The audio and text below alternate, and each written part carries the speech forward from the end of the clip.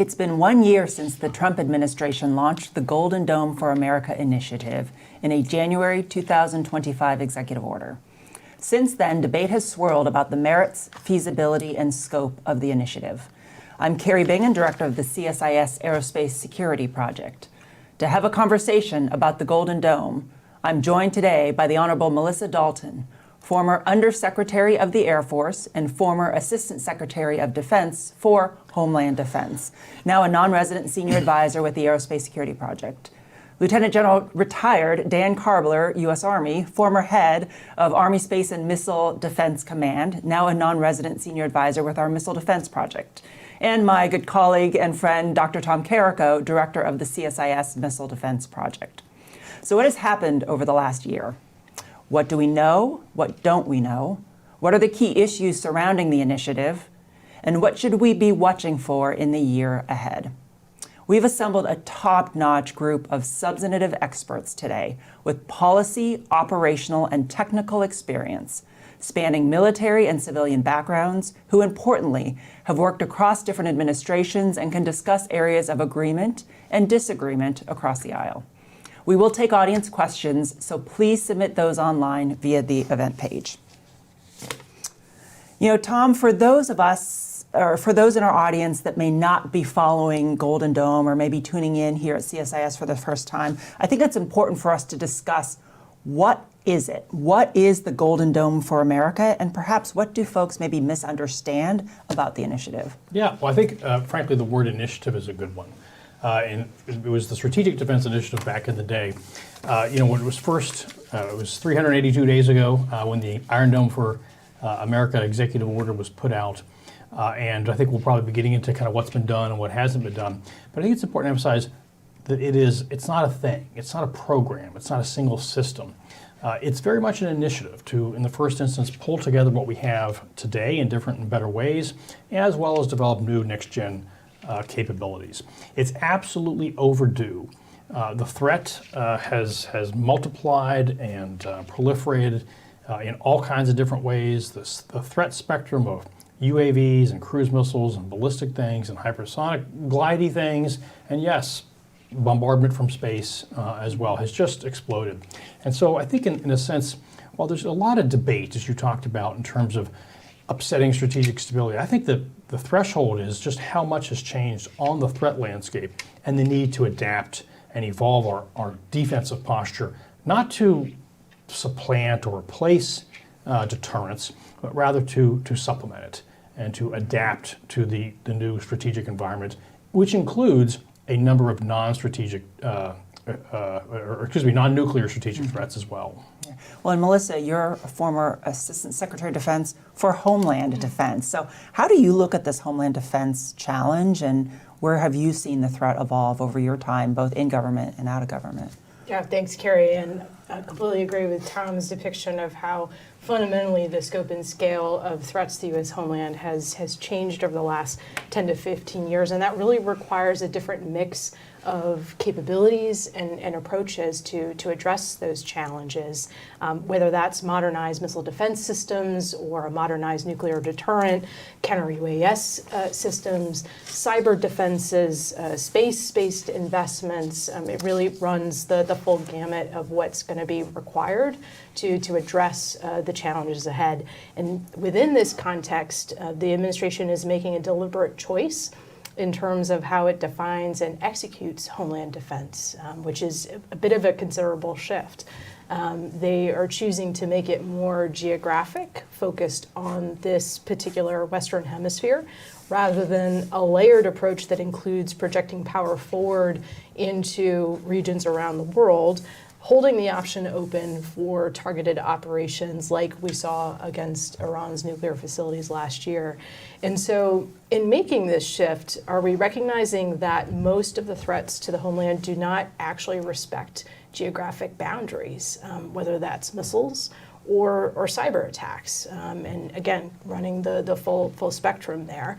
And if you consider that from a missile defense perspective, it's quite notable when you think about indications and warning, left of launch options, missile defeat, all enabled by the access, spacing, and overflight and relationships provided by our allies and partners, gives the United States the ability to neutralize threats abroad before they manifest here at home. And so it opens the question, if the United States is choosing to delayer some of that forward power projection capability, are we circumscribing our ability to address threats before they manifest here at home? And Dan, is it needed? Is Golden Dome for America, is this kind of initiative needed? Yeah, so Melissa really brought up a good point about they don't respect missile threats don't respect the boundaries. And we look at the use of missiles and drones, UAVs by our adversaries, it's normal now. And I think about, my nearly 37 years being an air defender, a good majority of the time, we didn't have missile attacks going on all the time, country v. country. We certainly didn't have drone attacks. But now we look, in the last 10 years, just the normalization of missile attacks. And adversaries are using them. I mean, our missile early warning crews are so practiced at detecting missile launches and tracking them, whereas 10 years ago we didn't see that. So they don't respect the boundaries, and they don't respect, frankly, the norm of don't shoot. And so now we have got to be prepared for a rogue shot. Who's to say an adversary just might take one shot at the U.S. to test our resolve if China wants to invade Taiwan, for example, and see how do we react to that? We've got to have a Golden Dome capability to give our decision makers that decision space and the decision time to be able to react adequately. Yeah. And the framing that I think about it in is, I would observe, I think it's less of a radical departure from what we've been doing in Homeland Defense, but I would say it's a necessary evolution. And I put together a commentary a few weeks ago about this, and given your point on geography is no longer a sanctuary, and there are so many different types of threats nowadays, including strategic threats that are short of nuclear that can reach the homeland on unconventional trajectories, whether it be air-breathing platforms, missile platforms. And I think the part in this that sometimes I think gets lost is I think Americans would be a bit surprised at maybe how limited our missile defenses are, and defense of the homeland is. And if you look historically, Cold War, much of our defensive posture relied on mutual vulnerability and the threat of nuclear retaliation. After 9/11 happened, where we just wouldn't imagine that an aircraft would be used to attack our country, you had North Korea, Iran developing longer range missiles. We put in place a limited ballistic missile defense system, 44 ground-based interceptors in Alaska and California. You had sensors, some air defenses over Washington, D.C., but it's fairly limited when you think about all those different threats that are really here and on the horizon. So this is this new epic of homeland missile defense that I think we need to get our head around. I know, Tom, you've also written on this as well and talked about, this is like our version of A2AD, while the Chinese and Russians have had their version of anti-access aero denial capabilities for decades. I think that's exactly right. I think that's why it is so overdue, that we've kind of had our head in the sand. We've kind of been hand-waving this problem away, thinking maybe out of habit, out of hope, that it was an over-there problem. And listen, I totally agree with everything you said about the need to have the forward-based capabilities and working with our friends over there. That goes for Canada, goes for Japan, lots of other countries and partners as well. But yeah, I think that's right. These are, Dan, you said it, in a sense, the threshold for use is so much lower than we might have thought about. And back in the day, there was no better indicator of a nation's nuclear or intent to get nuclear weapons than a ballistic missile program. Well, now, you see Iran shooting hundreds of ballistic missiles at a nuclear armed neighbor, for instance. You see Iran shooting a bunch of missiles at Al Udeid, at American soldiers last summer, for instance. Russian missiles, right? I mean, Russia into Ukraine. Exactly. It's that threat of non-nuclear strategic attack that you're pointing to that it's just ubiquitous. And that I think it requires us to grapple with this and to realize that if we don't change, that we'll be behind the eight ball. And I think you also said it, Kari, that when we talk about the Russians and the Chinese doing this, like, it just makes sense for them to have these thickets of A2AD bubbles up and down. But for us, this is something provocative and scary. No, I think it makes just a whole lot of sense to have this, well, ultimately limited. Every weapon system is limited, haven't met the Pentagon weapons program that is not limited. And in doing so, I think it'll contribute to our broader deterrence and defense goals. Hey, Tom, go ahead. one other thing too about the threat, a lot of times we like to focus on the high end, right? The hypersonic, the nuclear field cruise missile that the Russians have. But let's face it, the adversaries still have thousands and thousands of just regular ballistic, analog ballistic missiles. And last time I checked, they didn't go into a big D-mill, situation where they got rid of these things. So we have to be able to address the whole range of threats. Yes, the high-end ones, but we also just have to be ready for, mass attacks by just stupid regular old ballistic missiles, because the adversaries are going to use those too. And it is something short of having to rely on a nuclear response. And I think that's really the change, is to be able to have that in your pocket. Tom, we mentioned at the outset, it's been 1 year since that executive order was released. What's the progress to date? What do we know? What don't we know about this initiative? Yeah, well, look, like I said, it's been just over a year. It took about 6 months. There was an Oval Office announcement in May, of course, but it took about 6 months to get the four-star general in charge, Mike Gutlein, to get him confirmed, for instance. And then you basically saw some drills being run. Okay, what's the plan? What's the architecture going to be? What's the implementation plan going to be? Meanwhile, at the White House's direction, last year, the reconciliation bill had just about $25 billion with a B set aside for Golden Dome. Now, how much of that has been put on contract? And dollars are not real unless they're A, appropriated, and B, put on contract to build things and bend metal. So far, vanishingly little has been done. But I think that's also mostly understandable. We don't have a lot of time to waste. We don't have any time to waste. And I'm hopeful that in the coming weeks, now that we're kind of on the other side of those big lifts, we've got 2,400 companies that are kind of spring-loaded into this contracting mechanism ready to go. And so I'm hopeful that now we will begin moving out with probably rapid acquisition. That's the other thing that Golden Dome is. It's one of several experiments in defense acquisition that the Pentagon is currently undertaking with these direct report program managers, with kind of the whole JSIDS revisit, with the FMS and DCS revisiting, and with the PAEs, the Portfolio Acquisition Executive. These are all kind of big experiments. We're going to see, General Gutlein was the first DERPM put in place, and he's going to kind of be a test case for this. Well, and then Dan, you've commanded Army Space and Missile Defense Command. You're an air missile defender. You've been at Stratcom. So what's going through your head as you channel some of those old positions of what are they working on now? What are some of the things that you'd be focused on as they're nugging through the next several months or so? Yeah, I was really encouraged, first off, by the stand-up of JTF Gold. So my old command, Space and Missile Defense Command. The second hat that the SNDC commander wears is the JFIC IMD, so Joint Functional Component Command for Integrated Missile Defense. That staff is out in Colorado Springs. So they've really, what Sean Gainey has done is morph that staff into the foundation for JTF Gold, which is going to be the operational arm for the NORTHCOM commander to put in effect, the day-to-day operational oversight of all these different platforms and elements that are going to fulfill the defense design requirements for the Golden Dome architecture.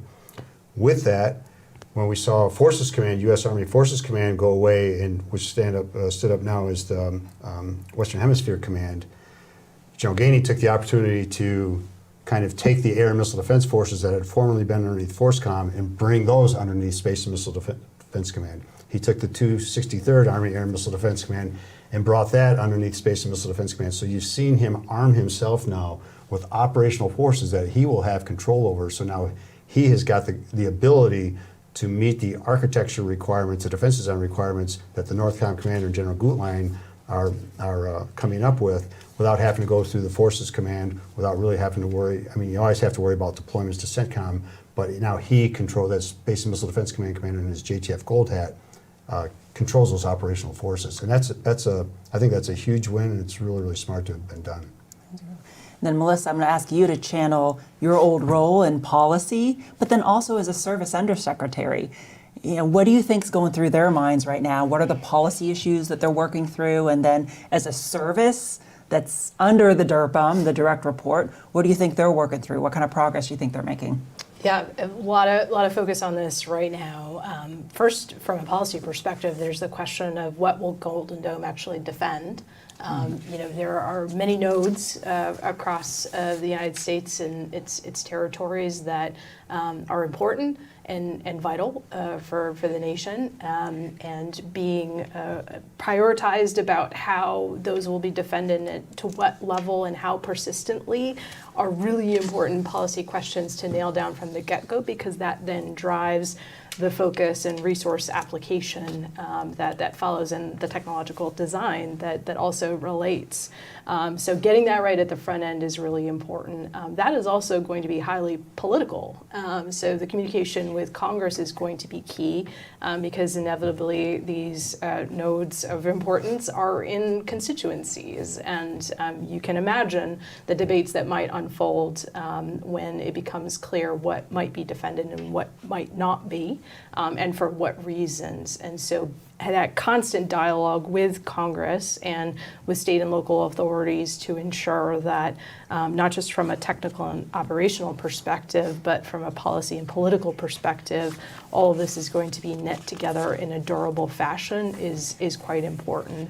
On the service side, there are the acquisition efforts, as referenced, underway, but there's also a bit of a balancing act right now that's needing to take place for the services in terms of how does the Golden Dome bill add up relative to other modernization and readiness priorities that the services are trying to balance for right now. When you look at the array of missions that the military is being asked to do, whether that's Homeland Defense, deterring aggression in the Indo-Pacific, Caribbean, Middle East operations, and the readiness deficits that all the services are carrying, big bills that are coming due. And as hopefully we get more information in terms of what the Golden Dome architecture is going to look like and what the costs are involved with that, that will hopefully help with the balancing the books and what is actually going to be in the FY27 budget. But a lot of focus on that right now. That's where the deputy,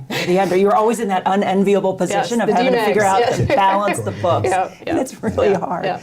But that reminds me, there are big debates on this ahead. There are some major, policy issues you touched on, some operational challenges, technical challenges. I'm going to try to channel the old aerospace engineer in me.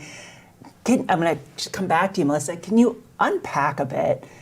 What are the debates that we're going to see on this? I mean, you did work in a different administration. Yeah. How do you think others are looking at this issue, and what do you think some of those debates are that we should anticipate, and how do we just constructively help inform those debates? Yeah, so I think the cost considerations are really important to be able to be clear and transparent about, and the preface to that has to be, this is the architecture, this is why it's important, getting back to the why, and then the how, and then how much it's going to cost, being able to break that down in terms of short-term versus long-term. There are certain political objectives that are important for this administration to hit in terms of timelines, but then there's the operational and technical realities of how long it's going to take to build these. So that can also help in terms of building a broader base of support that can be enduring for this program if it's broken perhaps into what is achievable in the next 2 to 5 years, what is going to take longer over 5 to 10 years, and then what are the cost considerations that underlie that can be methodically planned for.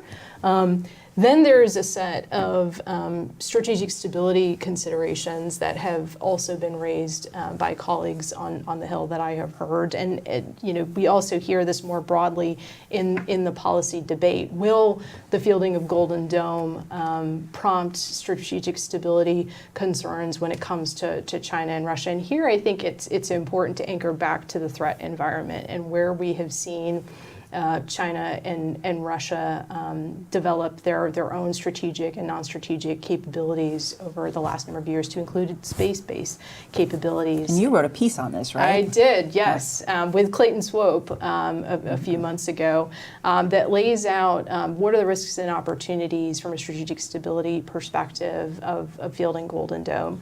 And where we landed is that it actually can open some doors potentially for reframing dialogue with Russia when it comes to their strategic weapons, their nuclear and novel capabilities and space-based capabilities that they've been fielding, and open the door potentially for dialogue with China. At minimum, starting to build some of those crisis response and management mechanisms with those two countries is vital as each country continues to build out its inventory that currently we don't have at our disposal. And so this could be a great forcing function to open the door to those types of talks. So Okay, Kari, yeah. I want to tug a little bit on what you talked about for policies and authorities. So we have got to open up the aperture on authorities. And I will just use the most recent example where I think we failed miserably. And I don't have the details about the drone balloon incursion over El Paso. But I'm fairly certain that whoever engaged those targets had approval to do that. As an air defender, we don't just willy-nilly just pull the trigger on something. But yet here now the FAA came out and they, oh my gosh, shut down the airspace for 10 days around El Paso. We're going to have to figure out the authorities, and we're going to have to give authorities at the right level, at the right time, in the right manner, so that we can execute engagements if needed.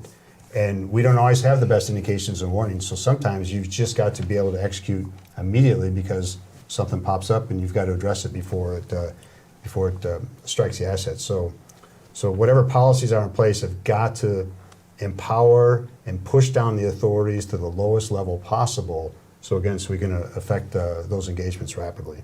Okay. The other thing too, and Melissa talked about, the political side of the assets, right? So in Army Air Defense, we go through when we develop our defended asset list, CVRT is called criticality, vulnerability, recuperability, and threat. How critical is it to the mission? How vulnerable is it? How much can you recuperate? And then how likely is it going to be targeted? What I've been coaching some of folks on that I talk to is it's CVRTP, which is the political piece, because you can have the best analysis in the world and come up with your prioritized defended asset list, and there's going to be a P in there that's going to potentially alter the racking and stacking of the one-to-N list for the defended asset list. Well, I'll say a couple things. First of all, you beat me to hitting the El Paso comment there, but I'll just say that the fact that it took us that long to kind of react to that, that's not a good sign.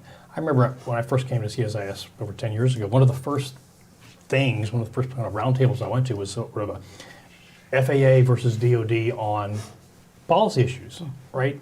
We have seen this coming for a very long time. And there, this is one of my little comments about the executive order, is it wasn't a whole of government executive order. It was directed to DOD. And so we need to be looking for those outside of DOD entities to make sure everybody is, I would say, seized of the threat, seized of the urgency as much as it is appropriate. So, and having said that, it's absolutely imperative to hit the political or policy issues. This is frankly the reason one of the last pieces that I wrote was called, start talking about Golden Dome. But because if you don't persuade people what this is about, it's never going to get built. Yeah. But having said that, what I really don't want to get into is kind of the NIMBY issues of either not wanting effectors in my backyard or wanting them for my city versus somebody else's city. And this is where I think we need to, some things will remain secret, and they should be. I think that there's opportunities for different ways to approach this problem that don't just sort of consist of big Fort Greeley's that are super obvious where everything is.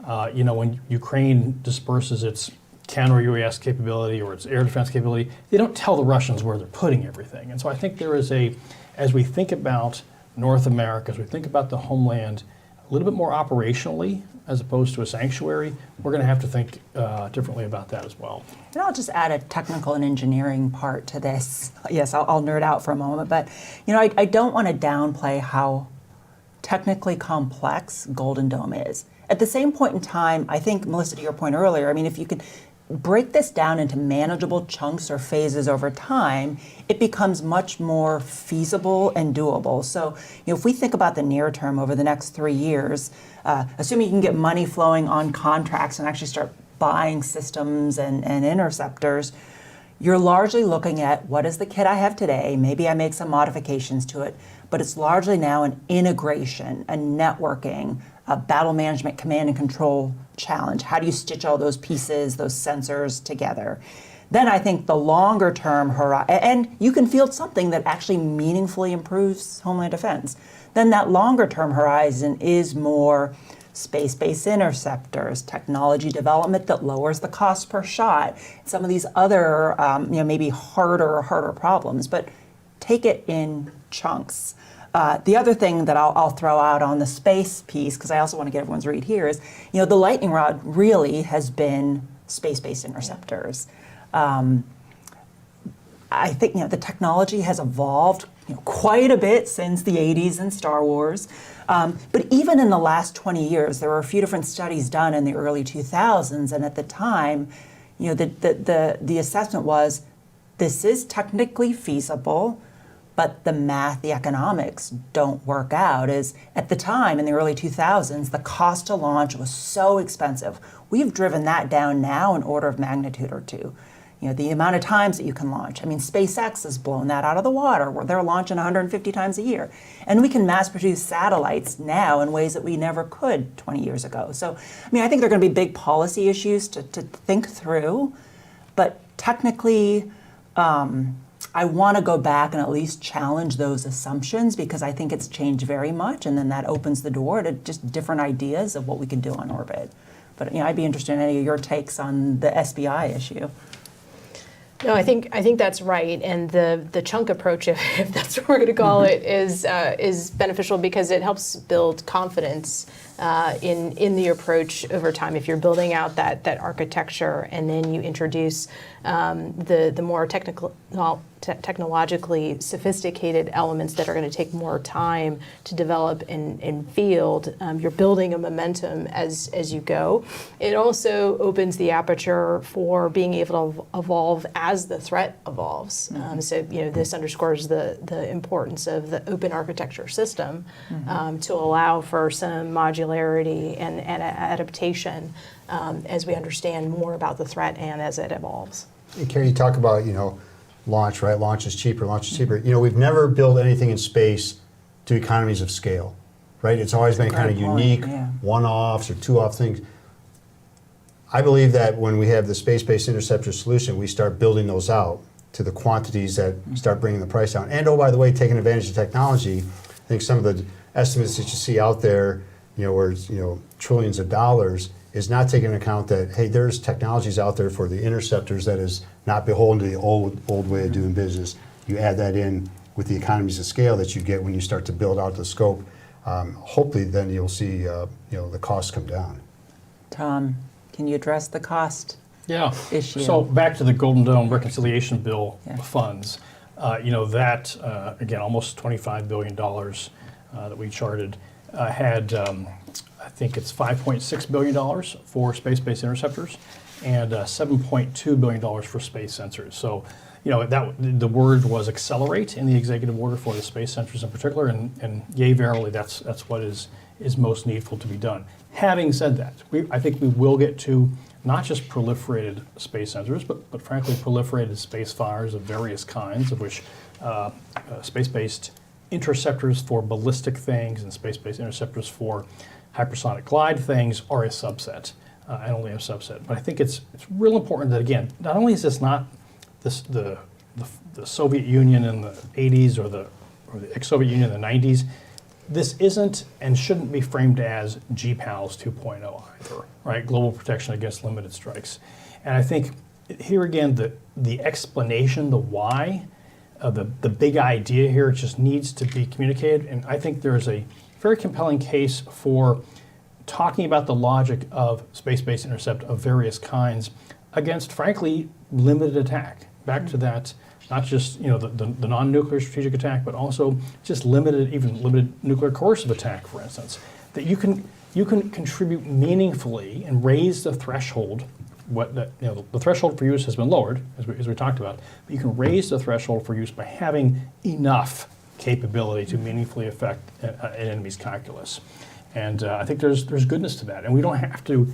The metrics doesn't need to be 1,000 ICBMs that we have to defeat. It may be a much smaller number of different kinds of threats. I think just getting that message out would be very helpful. And we have the strategic deterrent. I mean, the reason that we have our nuclear forces is to prevent exactly what you talked about and deter that. I think back to Ash Carter. I think it was Ash Carter who said our nuclear deterrent is the bedrock or the foundation. Various secretaries of defense have said that.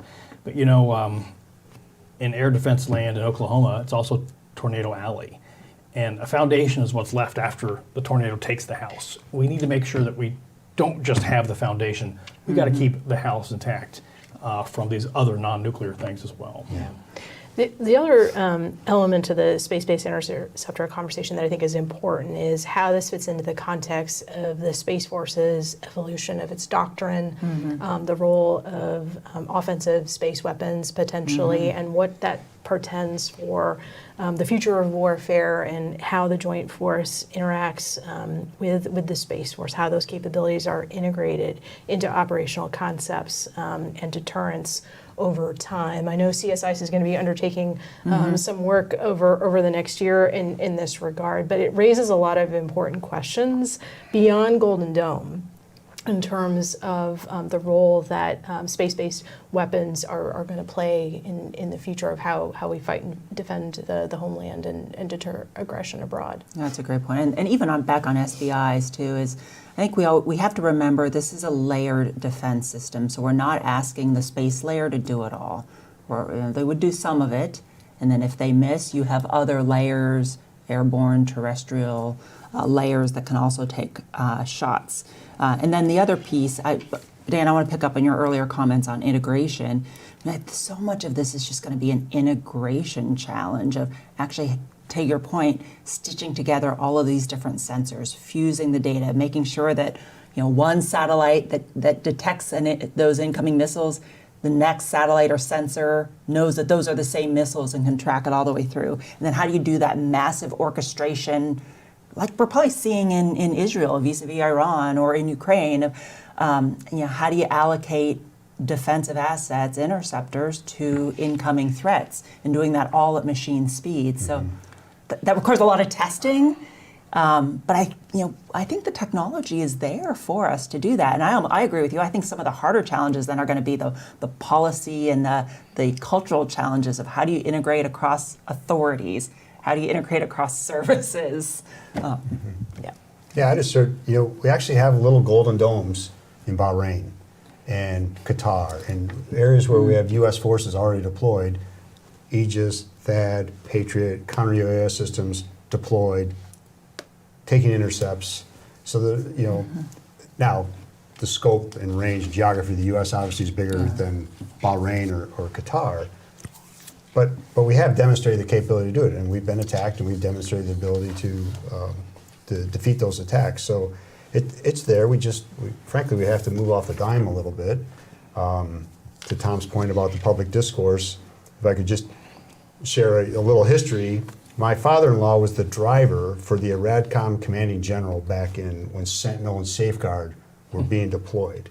And he told me that they had this road show that would go out to the different areas of the United States, and I'm not quite sure what kind of mock-ups they had, but they would go and bring this road show out to the different areas around America to educate the public on what was going to be set up in their backyards. And to this day, you can drive around the U.S. and you see some of the old Nike sites and some of the old Safeguard sites around there. So there's got to be some public education.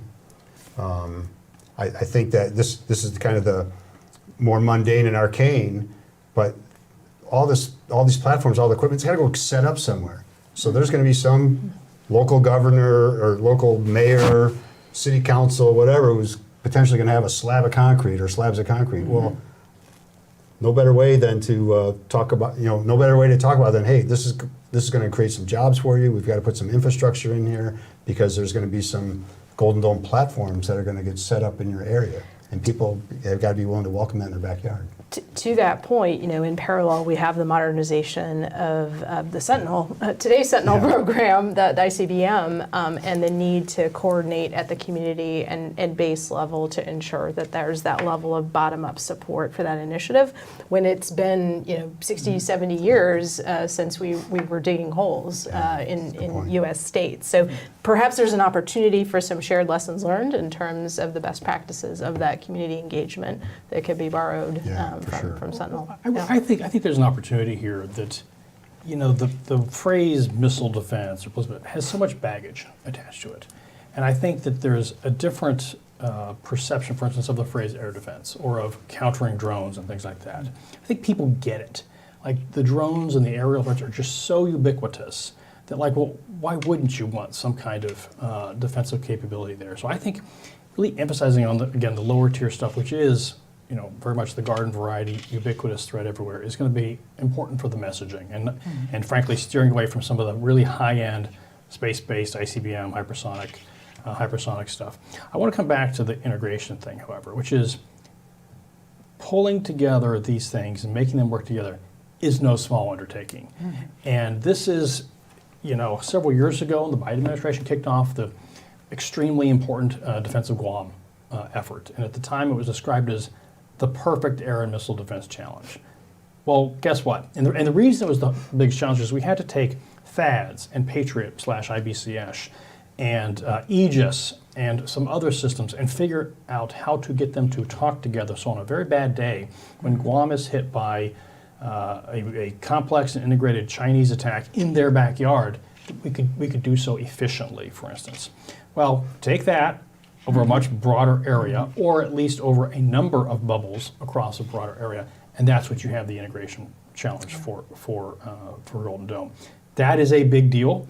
That's why it's not just an integration challenge; it is an integration challenge, which is it's kind of in some ways the hardest thing for JADC2, for Joint All-Domain Command and Control of various kinds, because our forward operating bases or defending in Bahrain and other places like that. It may be just Patriot and maybe a handful of dogs and cats, but you're not necessarily reliant upon all these other things. So it is just getting that right. The challenge of that can't be underestimated.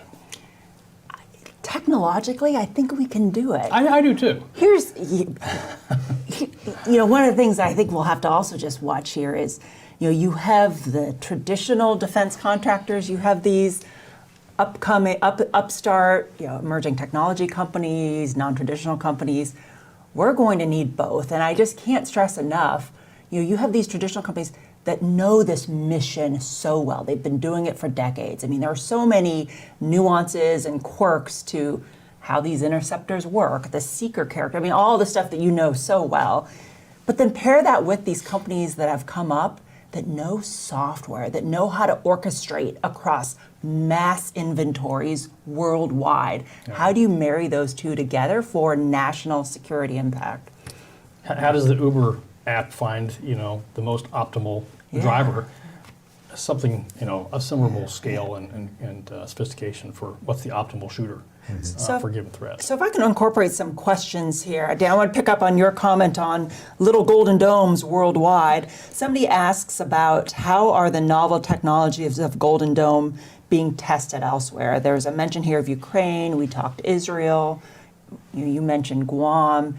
Is there a pathway here to test some degree of scale, a scaled part of Golden Dome in some of these other areas? Or are we learning from those battlefield uses of air and missile defense every day? For sure, learning from the battlefield. I know the schoolhouse at Fort Sill, they have a whole lessons learned team that's pulling lessons learned out of Ukraine, out of from the Middle East, and I know they apply those across the air defense force. If you talk about counter-UAS testing, the used to be the JCO, now JIATA 401, hosts a whole testing series out at Yuma Proving Ground for folks basically show up and show us what you have. And I think that we've gotten a lot more dynamic in our ability to rapidly, show up, test, and then get the best of breed out to our soldiers. So I'm kind of heartened by that. One other test thing that I kind of harp on whenever I get a chance, being a former ATEC commander, is we need to fix the testing, how we do testing. We can no longer afford the time where industry tests everything, then throw it over to government. Now you go test it. Many times it's the same tests. We've got to marry up industry and the government and test together, trust each other, that we're not going to blackball industry if they fail to test. Industry's got to, or government's got to trust industry that, they're going to put their best foot forward so that we can shorten the timelines to meet the Secretary of War's desire to, reduce the acquisition timelines. And testing is a big piece of that. Yeah, okay. Another question here. This is the strategic stability issue. So Tom and Melissa, maybe I'll throw this your way, but the person writes, the United States withdrew from the ABM treaty, the Anti-Ballistic Missile Treaty, partly because nationwide missile defense was considered destabilizing during the Cold War. So the question is, what has changed either technologically or strategically that makes a large-scale homeland missile defense shield stabilizing today rather than destabilizing? So how do you prevent it from triggering the arms competition that it is meant to defend against? Well, I think there's a number of assumptions that are probably implicit in that formulation. One of the challenges of insufficiently explaining what Golden Dome is, and the concept is that it's something of a Rorschach test, and everybody carries around with them some kind of an idea of what the Golden Dome is. And I think the question had some words to the effect of large-scale nationwide. Well, maybe it is, and maybe it's not. Ukraine has to make decisions every single day about where they're going to put their air defenses, what they're going to defend, and what they're not going to defend. Those are tough decisions. We will have to make those things. And because the beginning of wisdom here, as we've said in countless CSIS reports, is that you can't defend everything. And so you have to, do you peanut butter spread everything and not defend anything well? Or do you, no kidding, pick a few things to defend and rely upon, the threat of retaliation of one kind or another, conventional or otherwise, in event of an attack? I think you have to do that. And so, frankly, I don't think that it is going to be as large scale as some of the public commentary and reporting would seem to suggest. I mean, you're saying, well, it's going to cost $3 trillion because if we had perfect defense of every spot in North America, it's not going to happen. That is not going to happen. Congress is not going to appropriate $3 trillion for Golden Dome. And so I think thinking about it in a much more bite-sized chunks or bite-sized pieces, which is what is actually going to get built, what is actually going to get fielded, what Congress is actually going to appropriate and will actually be contracted, we need to stay in the realm of reality and not the realm of phantasm here. And that's okay. That's a good thing. So I don't see it as nationwide defending everything, super large scale. I see it as, unfortunately, if anything, going to be far more finite and far more limited than perhaps we might want or expect. Agree with everything Tom said. I would only add that it is incumbent upon the United States or any actor that is introducing new technology to being clear about what our intentions are at the same time. And so particularly pertaining to the space-based interceptors, but perhaps also from a comprehensive sense of if you bring all these pieces together in the architecture and what is the U.S. intention for that, we need to be clear in terms of our aims, whether it's through private or public messaging. So one thing that should be nationwide, though, is access to data, right? The Golden Dome operators, the planners have got to have access to vast amounts of data. People are going to have to bring the data shields down, whether that's shipping information, airspace information, intel, you name it. We've got to pull the barriers down so that across commercial, private, industry, government, we are sharing data broadly and widely, nationwide, because that will help improve our, I think that will help improve our planning and execution sustainment, the command control, it'll, all four realms of the Golden Dome mission. So that would be nationwide. And I would just point out on the arms competition or arms race piece of this, if you look across the last 20 years, we've been pretty steady from a Homeland Defense perspective, 44 GBIs, 44 ground-based interceptors. We've been restrained in our nuclear efforts. We've been modernizing the intent was to replace what we have as Russia and China's nuclear forces have grown. But what have Russia and China done over the last 20 years? They've gone asymmetric, right? So the reason we're here having this conversation is because they sought other ways to try to reach the American homeland.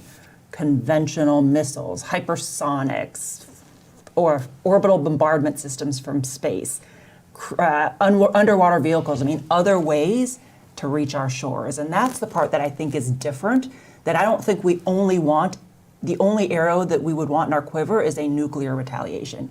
We need defense, as long as we have the technology and the cost, we can afford it.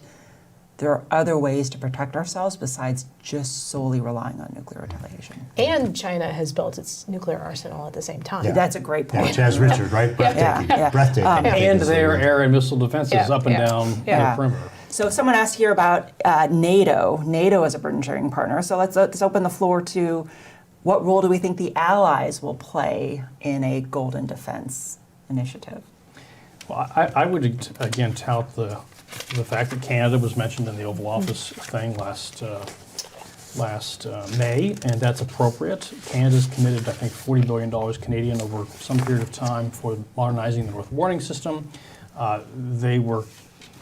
We were kind of talking together about what kind of long-range detection, domain awareness we would do. And I think they basically got tired of waiting for us, and they're moving out now with over-the-horizon radars of their own. To which I say, great. So I think it's frankly, President Trump was right to flag them, and I would say commend them for their necessary involvement here. Look, you look at a map, and there's a lot of land over the top of us, between us and Russia, between us and China, that gives us defense in depth, and that we should be absolutely. This is the reason NORAD has been there for many, many decades, and partnerships, whether it's on Aegis-capable ships for Canada, frigates, or F-35s, or OTHRs. That's all for the good. It's going to be part of this system. There's probably utility to having non-ballistic sensors and things in Greenland, and I think that conversation is appropriate to have. We've been having it in a very peculiar way, but there's enormous benefits to having all kinds of forward-based sensors as well. So the executive order called for an Allied and theater missile defense review. I think it would be helpful to get that out there. And look, our allies in Japan and Australia and all across Europe, they're moving out on air and missile defense like we've never seen before. Germany, for instance, getting Aero 3, the European Sky Shield Initiative, all over the place. You know, the executive order also calls for left of launch. No, Well, fair point. the launch isn't taking place in CONUS, it's taking place where all of our allies are at. So those different accesses that they would be able to provide to us for any kind of left of launch capability that we might want to employ, that will all reside on their soil, not ours. Okay. As long as we have the forward projection power to enable it, Yeah, right? yeah. Yeah. Okay, so we're here today because we're talking 1 year in. What are you watching for so that when we all come back next year and we're 2 years in, you'll have said, okay, man, they're making some good progress? I'm looking for maybe some initial demonstrations or tests, right? The president kind of put the marker down, right, 3 years.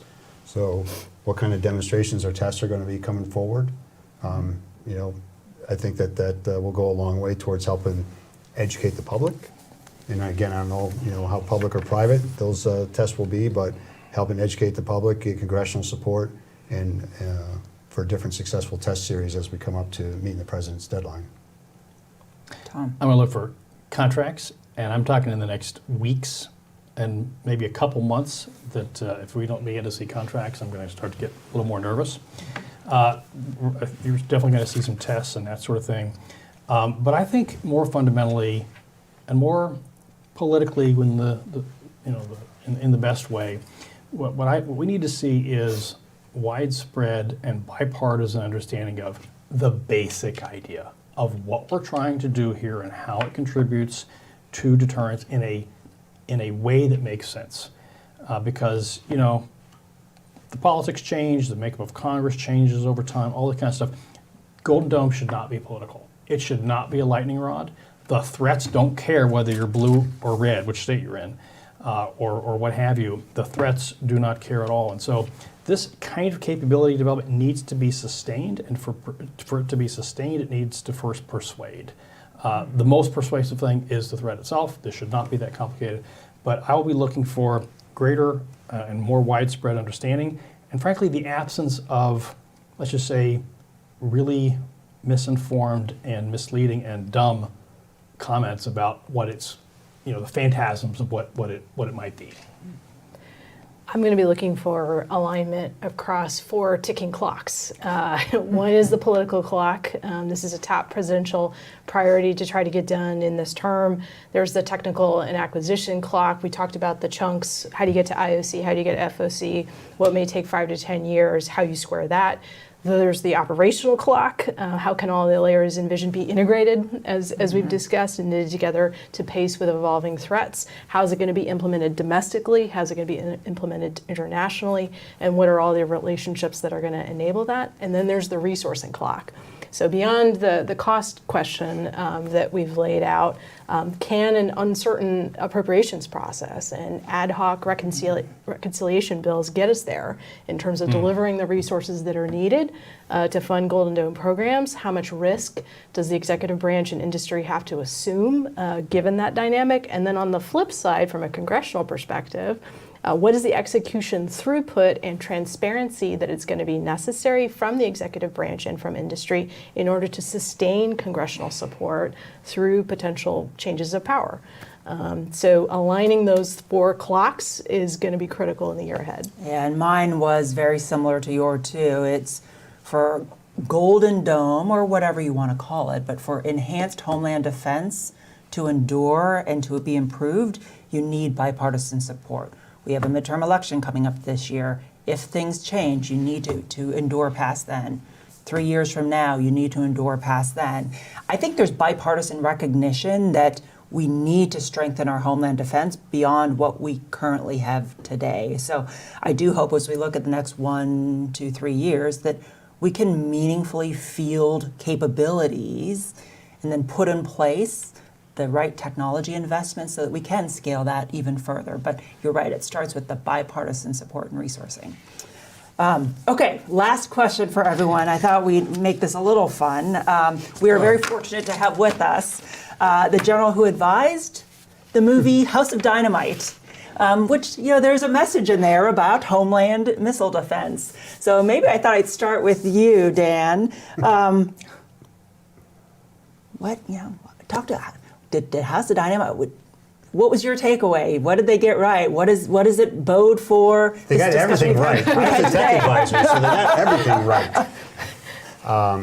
Well, first off, it was a great experience.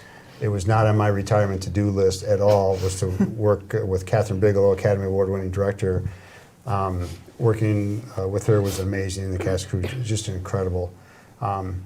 She beats home the fact that if she's going to tell a story about something that really occurs, she wants to be as realistic as possible.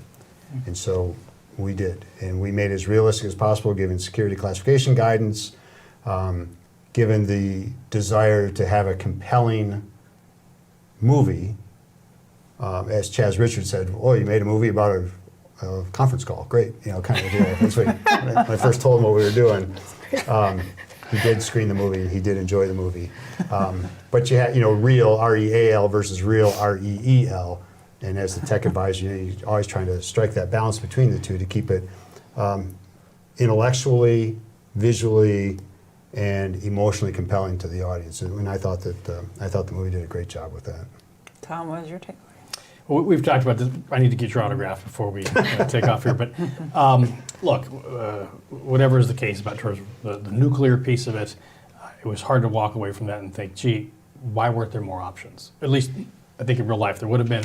In the movie, there were fewer options, and that is in some respects faithful to what you said earlier, Kari. Is that I think most people would be shocked at the extraordinary degree of vulnerability we have, not to an ICBM necessarily, but to all kinds of other threats in Washington, D.C., across the country. Actually, that reminds me.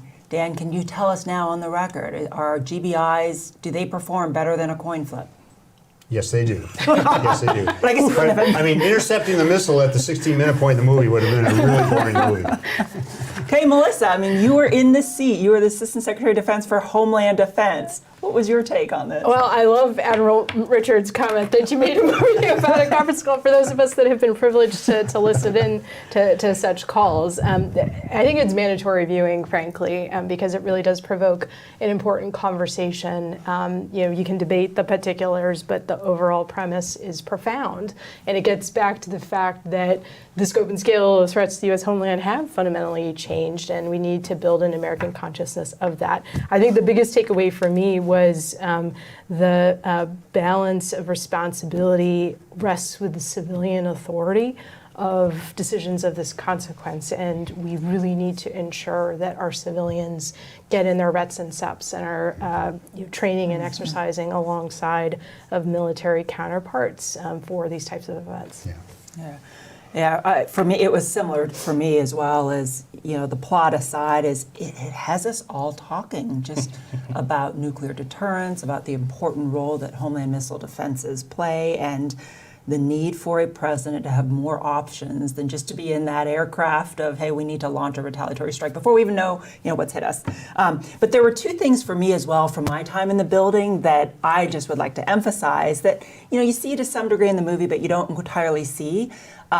Just the importance of COOP-COG, which is the continuity of government, continuity of operations. And I know, that was within your portfolio when you were in the building, but when all these senior politicals, when you come in, they want you to exercise that because you never know when your worst day is going to be, and you need to be able to operate in crisis. So that got me really thinking about how important that is, and for the new team coming in, they need to be exercising that as well. And then just, I think all of us, and maybe, Joe Karbler, you can talk to this as well, is just, I think we need to continue to emphasize just how professional our forces are, those air defenders, those sitting at the watch centers, largely military, but also civilians in those intelligence watch centers, that they just do such a tremendous job. They sacrifice long hours, missed birthdays, to do the job that our nation needs them to do. So maybe on that, I can give you then the last word. Sure.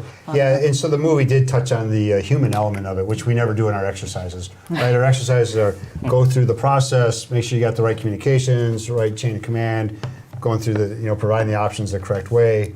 But the movie wanted to also then get into the human element of it, and you saw that playing out through the different characters in there. And I thought that was, how the actors portrayed that was really, really good. Nobody knows exactly how you're going to react on something like that. Is the battle manager up at Fort Greely, if that fails, is he going to go out and lose his breakfast? He very well might because of just the stresses on that job. So I thought that was really good to portray the human element, something that we never show in our exercises. Yeah, that's a really great point. Well, I know on this Golden Dome discussion, we really are just getting started. It's been 1 year. But to your point, Melissa, there are several clocks here, so things are moving very fast. I think there are a lot of tough issues to still work through, whether they be policy, operational, technical. So we'll be here at CSIS tracking progress and helping to inform as we can as time passes on. So with that, I want to thank our phenomenal guests today, Melissa Dalton, Dan Karbler, Tom Karako. Thank everyone for tuning in. And of course, thank you to our CSIS streaming and broadcasting team for making this event possible today.